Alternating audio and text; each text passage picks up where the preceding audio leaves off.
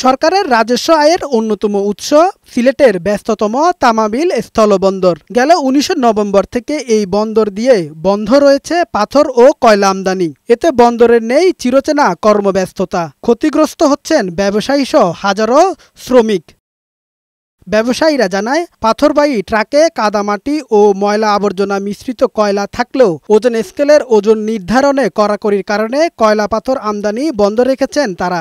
এমন অবস্থায় আমদানি অব্যাহত রাখলে ট্রাক প্রতি ১০,০০০ টাকা করে লোকসান গুনতে হবে। ডাইরেক্ট আসে, এই জায়গায় কোনো চালনি হয় না।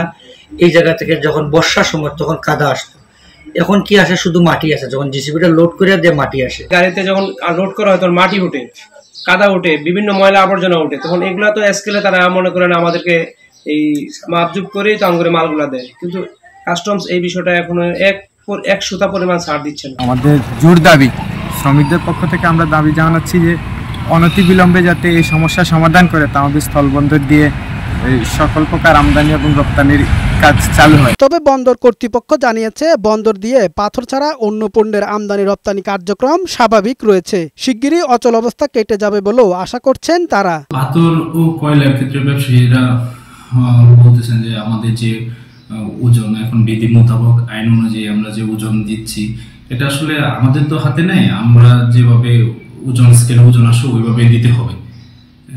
এখন ব্যবসায়ীরা বলতেছেন তাদের এই পাথর নিয়ে এসে লাভ হচ্ছে না, এই জন্যই মূলত বন্ধ করে রাখছেন ব্যবসায়ী। কামাল উদ্দিন, বৈশাখী সংবাদ।